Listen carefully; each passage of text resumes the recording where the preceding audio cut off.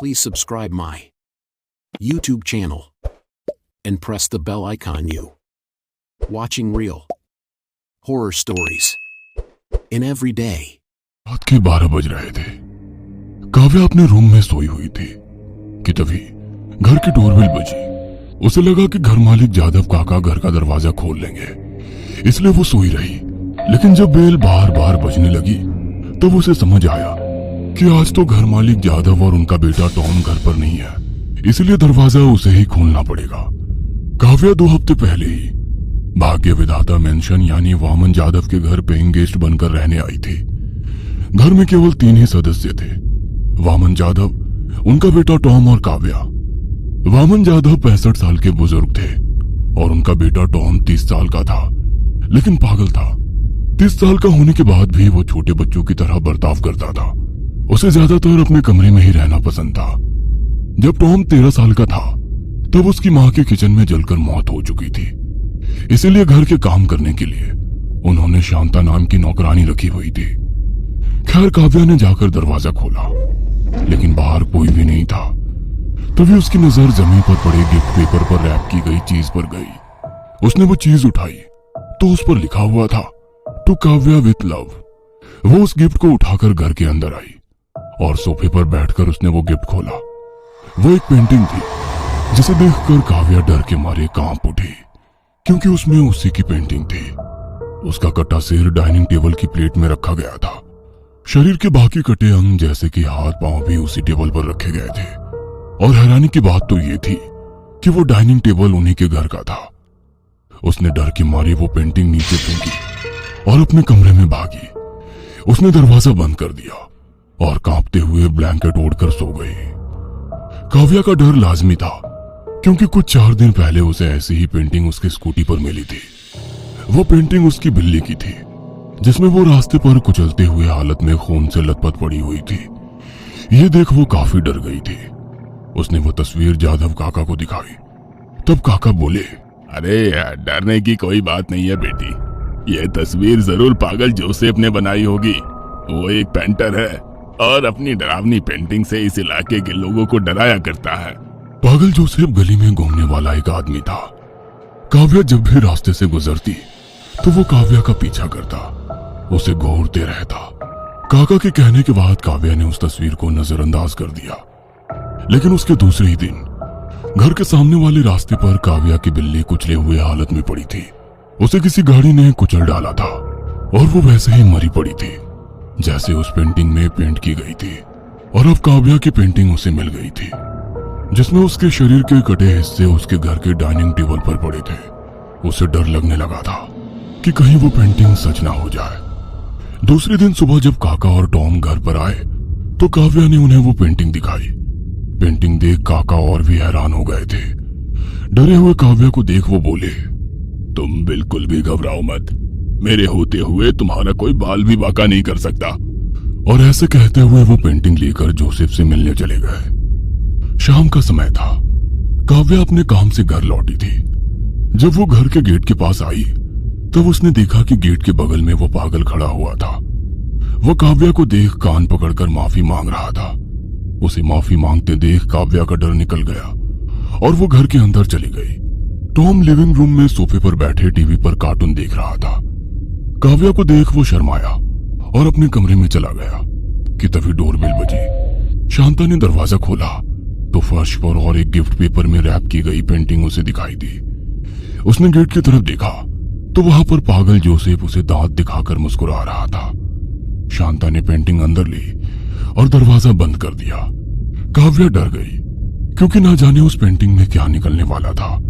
शांता ने gift paper हटाया और जब पेंटिंग देखी तो हंस पड़ी। उसने वो पेंटिंग काव्या को दिखाई। पेंटिंग में काव्या खुशी से टॉम के गले लगी हुई थी, बिल्कुल उसके गर्लफ्रेंड की तरह। ये देख वो भी हंस पड़ी। ये देखो, ये पागल जोसेफ तो सच में गधा है। भला तुम उस पागल टॉम से क्यों चिपकने लगी? जाने दो ना शांता काकू, आप भी ना। काव्या हंसते हुए बोली। खैर, काव्या ने कल रात मिली पेंटिंग का डर अपने दिल से निकाल डाला था। शाम के कुछ 8 बज रहे थे। शांता किचन में खाना पका रही थी कि तभी काव्या वहां पर आ गई। काकू, कितनी देर लगेगी? भूख से मेरे पेट में चूहे दौड़ रहे हैं। अरे बस 5 मिनट, जैसे ही चावल पक जाएंगे मैं तुम्हें खाने के लिए बुला लूंगी। शांता ने कहा और काव्या अपने कमरे में चली गई। आधा घंटा बीत चुका था, लेकिन अभी भी शांता ने उसे खाना खाने के लिए नहीं बुलाया था। इसलिए काव्या किचन में चली गई तो उसने देखा कि गैस पर चावल जल चुके थे।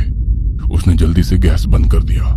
उसने शांता काकू को आवाज लगाई, लेकिन उन्होंने कोई भी जवाब नहीं दिया। उसने उस हुक की तरफ देखा जिस पर शांता अपनी थैली लटकाया करती थी, तो वहां पर थैली नहीं थी। इसका मतलब वो अपने घर चली गई थी, लेकिन जाते वक्त चावल गैस से उतारना भूल गई। खैर, उसने दाल रोटी खा ली और कमरे में चली गई। रात के लगभग 2 बज रहे थे।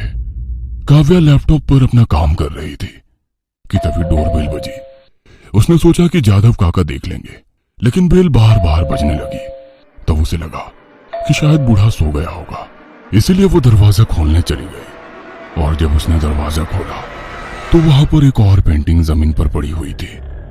उसने आजू बाजू देखा तो उसे कोई भी नजर नहीं आया। पेंटिंग उठाकर वो सोफे पर आकर बैठ गई। जब उसने उस पर से पेपर हटाया तो उसकी आंखें फटी की फटी रह गई, क्योंकि उस पेंटिंग में वो खुद थे। दीवार से उसके दोनों हाथ बंधे हुए थे और उसके सामने काले कपड़े पहना आदमी हाथ में खून से सना चाकू लेकर खड़ा हुआ था, लेकिन उसका चेहरा दिखाई नहीं दे रहा था। उसकी पीठ और सिर का पिछला हिस्सा ही दिख रहा था और पेंटिंग के नीचे लिखा हुआ था, तुम कुछ ही देर में मरने वाली हो। यह देख वो डर गई और पेंटिंग लेकर जादव काका के कमरे की ओर भागी। काका दरवाजा खोलिए, मेरी जान खतरे में है। वो घबराते हुए दरवाजा खटखटाते हुए बोली कि तभी उसे कमरे से आती जादव काका की दर्दनाक चीख सुनाई दी। उनकी खौफनाक चीख सुनकर काव्या डर गई और उल्टे पैर चलने लगी। शायद पेंटिंग में जो खूनी था वो घर में घुस आया था और उसने जादव काका की जान ली थी कि तभी उस कमरे का दरवाजा खुल गया और कमरे में काव्या को वही खूनी दिखाई पड़ा जो पेंटिंग में था, लेकिन उसने अपने चेहरे पर मास्क लगाया था और उसकी सिर्फ आंखें ही दिख रही थी। कटने के लिए तैयार हो जाओ मेरी मुर्गी, ऐसा कहते हुए वो खूनी काव्या की तरफ बढ़ा। काव्या वहां से दूसरे माले पर जाने लगी, सीढ़ियों की तरफ भागी, लेकिन वो जब सीढ़ियां चढ़ रही थी तभी उस खूनी ने उसका एक पैर पकड़ लिया और उसे खींचा। काव्या मुंह के बल सीढ़ियों पर गिर गई। वो चीखी। खूनी उसका पैर खींचते हुए घसीटकर उसे सीढ़ियों से नीचे ले आया। वो खूनी डरावनी आवाज में हंसा और उसने चाकू दोनों हाथों से पकड़ा और वो उसे बस काव्या के पेट में घोंपने ही वाला था कि तभी काव्या ने उसकी प्यूबिक जगह पर जोर से लात मारी और खूनी के हाथ से चाकू नीचे गिर गया। वो फर्श पर लेटकर दर्द के मारे कराने लगा। काव्या ने जैसे तैसे खुद को संभाला। उसके चेहरे से खून निकल रहा था। वो घर के दरवाजे की तरफ भागने ही वाली थी कि तभी उसे जादव काका की दर्द भरी आवाज सुनाई दी। काव्या बेटा, मुझे बचाओ। काव्या ने आवाज की तरफ देखा तो जादव काका कमरे से बाहर आए थे। उनके पेट से खून निकल रहा था। काव्या उनके पास चली गई कि तभी उसे पीछे से खूनी की आवाज सुनाई दी। मैं तुम्हें काट डालूंगा।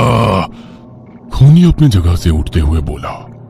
वो अपने बाएं हाथ से पेट पकड़कर लड़खड़ाते हुए कदम से चल रहा था कि तभी काव्या की पीठ में किसी ने चाकू घोंप दिया। काव्या चीखी। उसने मुड़कर देखा तो जादव काका ने ही उसके पीठ में चाकू घोंप दिया था। उसे कुछ भी समझ नहीं आ रहा था कि उन्होंने ऐसा क्यों किया, लेकिन उसे उसका गुस्सा आया था। उसने गुस्से में उसको जोर से धक्का मारा और वो सिर के बल टेबल के कोने में जा गिरे और नीचे गिर गए। काव्या ने पीछे देखा तो खूनी लड़खड़ाते हुए कदमों से उसकी ओर ही बढ़ रहा था। वो अपने दर्द से अभी भी उबरा नहीं था। कौन हो तुम और मुझे क्यों मारना चाहते हो? काव्या ने उस खूनी से पूछा। तब उस खूनी ने अपने चेहरे से मास्क हटाया और उसका चेहरा देखकर काव्या दंग रह गई। उसका मुंह खोला का खोला रह गया, क्योंकि वो जादव काका का पागल बेटा टॉम था कि तभी टॉम ने लड़खड़ाते हुए काव्या के ऊपर चाकू से हमला किया, लेकिन काव्या ने उसका हाथ पकड़ा और कुछ देर हाथापाई के बाद उसने टॉम को धकेल दिया। वो घर के दरवाजे की तरफ भागी और उसने दरवाजा खोलने की कोशिश की, लेकिन वो खुल नहीं रहा था। शायद उसे बाहर से किसी ने बंद कर दिया था, इसीलिए वो पास ही के टॉम के कमरे में भागी और उसने अंदर से दरवाजा बंद कर लिया। टॉम उस दरवाजे पर लात मारने लगा दरवाजा खोल मुर्गी, आज तुझे काटना है, खोल। टॉम बाहर से गुस्से में बोला। काव्या डर गई और दरवाजे से पीछे हट गई कि तभी उसकी नजर कमरे की दीवारों पर गई और डर के मारे उसके पैरों तले जमीन खिसक गई, क्योंकि दीवारों पर बहुत सारी डरावनी पेंटिंग थी, जिसमें किसी पेंटिंग में टॉम तो किसी में जादव काका लोगों का खून कर रहे थे। साथ ही में कुछ पेंटिंग में सरकटी लाश, जली हुई लाश, हाथ कटी लाश, ट्रक के नीचे कुचली हुई लाश, ऐसी बहुत सारी डरावनी पेंटिंग्स थी। उन्हीं पेंटिंग्स के बीच उसे अपने बिल्ली की कुचली हुई लाश की पेंटिंग भी दिखाई दी। इसका मतलब वो टॉम ही था जिसने वो पेंटिंग बनाई थी और बाद में उसकी बिल्ली की जान भी ली थी। उसी के पास ही में एक ताजा पेंटिंग थी जिसकी पेंट अभी भी गीली थी। वो पेंटिंग शांति काकू की थी, जिसमें जादव काका उनका गला रस्सी से घोट रहे थे। इसका मतलब शांता काकू गैस पर चावल चढ़ाकर चली नहीं गई थी, बल्कि जादव काका और टॉम ने उनकी जान ली थी। डर के मारे काव्या की हालत बिगड़ चुकी थी। टॉम अभी भी पागलों जैसे दरवाजे पर लात मारते हुए दरवाजा तोड़ने की कोशिश कर रहा था। काव्या गुस्से से आग बबूला हो गई। बेहिशी दरिंदे, पागल कुत्ते, क्या बिगाड़ा था इन मासूमों ने तुम्हारा कि तुमने उनकी जान ले ली? क्या बिगाड़ा था मेरी बिल्ली ने तुम्हारा? क्या गुनाह था शांता काकू का कि तुमने उनकी जान ली? और मैंने तुम्हारा क्या बिगाड़ा है कि तुम मेरी जान लेना चाहते हो? काव्या ने गुस्से में टॉम को कहा, पागल नहीं हूं मैं भाग्य विधाता हूं। पेंटिंग बनाकर मैं किसी का भाग्य तय करता हूं और बाद में वही हो जाता है जैसे मैंने तुम्हारी बिल्ली का भाग्य तय किया था और बाद में वो मर गई। क्या तुम खुद को भाग्य विधाता कहते हो? तुम तो मासूम लोगों को मारने की प्लानिंग कर उन्हें मार डालते हो। तुम पागल खूनी हो और खुद को नसीब बनाने वाला कहते हो। पागल औरत, मैं पागल नहीं हूं और ना ही वो लोग मासूम थे और ना कि तुम मासूम हो। तुम्हारी बिल्ली गंदी थी, किचन में रखा हुआ दूध पी जाती थी और मेरे लिए कुछ नहीं बचता था। इसीलिए मैंने पेंटिंग बनाकर उसका भाग्य तय किया और उसे कार के नीचे फेंक दिया। तुम हमेशा फोन पर मेरे बाबा को बूढ़ा कहती थी ना, इसलिए मेरे बाबा तुमसे गुस्सा थे। उन्होंने तुम्हारी पेंटिंग बनाकर तुम्हारा भाग्य तय किया, लेकिन मैंने रो रो कर गिड़गिड़ा कर उन्हें रोका, क्योंकि मैं तुमसे प्यार करता था। मैंने दूसरी पेंटिंग बनाकर हम दोनों का भाग्य तय किया, जिसमें हम दोनों प्रेमी की तरह एक दूसरे की बाहों में थे। लेकिन शांता और तुम मुझे पागल कहकर हंसे, इसीलिए मैंने शांता का भी भाग्य तय किया और उसे मौत के घाट उतार दिया। अब केवल तुम बची हो। तुम्हारा भाग्य तो मेरे बाबा ने तय किया था और उनका तय किया हुआ भाग्य खुद भगवान भी नहीं बदल सकता, इसलिए तुम्हें मरना होगा। बाबा और मैं तुम्हें काटकर डाइनिंग टेबल पर तुम्हारा कटा सिर, हाथ पैर सजाएंगे। टॉम पागलों जैसे हंसता हुआ बोला और फिर से दरवाजे पर लात मारने लगा। ऐसा लग रहा था मानो दरवाजा अब कुछ ही देर में टूट जाएगा। उसने चारों ओर देखा, उस कमरे में खिड़की भी नहीं थी, ना ही ऐसी चीज थी जिससे टॉम को मार सके। तब वो टॉम से बचने के लिए अलमारी में जा छुपी। तभी उसे अलमारी में एक दरवाजा दिखाई दिया। उसने वो दरवाजा खोला तो उसे नीचे जाती सीढ़ियां दिखाई दी। वो दिखने में कोई खुफिया तहखाने की तरह लग रहा था। काव्या उस दरवाजे को बंद करके सीढ़ियों से नीचे आ गई। तभी उसे दीवार के पास एक कपड़े से ढकी लाश दिखाई दी। उसका हाथ कपड़े से बाहर आया हुआ था। उसने उस कपड़े को हटाया तो देखा कि वो शांता काकू की लाश है। तभी उसे पीछे से चूहों की आवाज आई। उसने मुड़कर देखा तो पिछली दीवार के पास भी और एक लाश कपड़े से ढकी हुई थी। वो उस लाश के पास चली गई। ना जाने ये लाश किसकी होगी, वो मन ही मन बोली। और उसने जब कपड़ा हटाया तो उसकी आंखें फटी की फटी रह गई। वहां पर जादव काका आंख बंद करके पड़े हुए थे, लेकिन तभी उसकी नजर उनके दाहिने हाथ की ओर गई। उसके दाहिने हाथ में क्रिकेट बैट था। वो समझ गई कि वो एक जाल था। जब वो टॉम के कमरे में छुपी थी तब जादव काका ने अंदाजा लगाया था कि वो जरूर अलमारी से तहखाने में आएगी, इसलिए वो दूसरे रास्ते से तहखाने में आ छुपा था। काव्या पीछे हटने ही वाली थी कि तभी जादव काका ने आंखें खोली और उठकर काव्या के सिर में पटकी मारी। काव्या जमीन पर गिर गई और बेहोश हो गई। जब उसे होश आया तो उसके दोनों हाथ दीवार से बंधे हुए थे और टॉम हाथ में चाकू लेकर उसके सामने खड़ा था, बिल्कुल उस आखिरी पेंटिंग की तरह। देखा, मैंने कहा था ना कि मेरे बाबा का बनाया हुआ भाग्य कोई नहीं बदल सकता। हाँ। ऐसा कहकर वो चाकू लेकर काव्या के गले की तरफ उसे काटने बढ़ा, लेकिन तभी काव्या आंख बंद करके बोली, Tom I love you, please मुझे मत मारो। वैसे टॉम रुक गया। मैं तुमसे प्यार करती हूँ, तुम सच में भाग्य विधाता हो। तुमने हम दोनों का भाग्य तय किया था कि हम दोनों प्रेमी हो जाएं, और अब हम सच में प्रेमी बन सकते हैं। काव्या आगे बोली। वैसे टॉम के चेहरे पर खुशी छा गई। तभी अंधेरे में खड़े जादव काका आ गया है और गुस्से में बोले, टॉम, ये मौत से बचने के लिए तुम्हें गुमराह करने की कोशिश कर रही है। मैंने इसका भाग्य लिख दिया है, तुम्हारे हाथों कटना इसका भाग्य है। लेकिन मैंने भी हम दोनों का भाग्य तय किया था और वो सच हो रहा है। मैं इसे नहीं मारूंगा बाबा, टॉम ने जादव काका से कहा। तब जादव काका गुस्से में लाल हो गए। हैं? अगर तुम इसे नहीं मारोगे तो मैं इसे मारूंगा।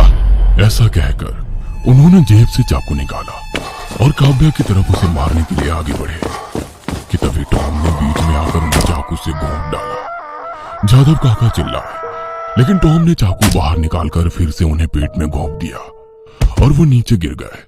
उसके बाद टॉम ने चाकू से काव्या की रस्सियां काटी और काव्या उसके गले पड़ गई। टॉम बहुत खुश था क्योंकि उसने जो भाग्य तय किया था वो सच में आज पूरा हो गया था। कि तभी काव्या उससे अलग हो गई और बोली, लाओ इधर दो वो चाकू, अब इसकी कोई जरूरत नहीं है। टॉम ने भी हंसी खुशी चाकू काव्या के हाथ में दे दिया। काव्या ने चाकू पीछे फेंकने के लिए हाथ उठाया और अचानक से गुस्से से उसने वो चाकू आगे लेकर टॉम के पेट में घुसेड़ दिया। टॉम चिल्लाया, उसकी आंखें मानो फट सी गई थी। क्यों? कुत्ता जब पागल हो जाता है तो उसे मारा जाता है, काव्या ने कहा और 2-3 बार फिर से उसने टॉम को चाकू से घोंपा। टॉम जमीन पर गिर गया और तड़पते हुए उसने अपनी सांसें छोड़ दी। काव्या ने उन सभी मासूमों का बदला ले लिया था जिन्हें उन पागल चित्रकारों ने मार डाला था। वो तहखाने की सीढ़ियां चढ़ रही थी कि तभी उसे दीवार पर एक और पेंटिंग दिखाई दी जिसमें एक औरत को कुर्सी से बांधा गया था। वो औरत भीगी हुई सी लग रही थी। कुर्सी के बगल में ही एक कैन पड़ा हुआ था और बगल में ही जादव काका, जो कि नौजवान थे, उनके हाथ में जलती हुई तीली थी। उनके बगल में ही 13 साल का एक लड़का खड़ा था और हंसते हुए ताली मार रहा था। इसका मतलब ये था कि जादव काका और उनके बेटे टॉम ने उस औरत को जलाकर मार डाला था। लेकिन वो औरत कोई और नहीं बल्कि खुद टॉम की माँ यानी जादव काका की बीवी थी, क्योंकि काव्या ने उस औरत को जादव काका और टॉम के साथ फैमिली फोटोग्राफ में देखा था। उन दोनों ने खुद मिसेस यादव को जलाकर मार डाला था और दुनिया को बताया कि किचन में काम करते हुए जल गई और उनकी मौत हो गई। वो दोनों दिमागी मरीज थे जिन्होंने ना जाने कितने मासूमों का कत्ल किया था, लेकिन उन सभी का बदला आज काव्या ने ले लिया था।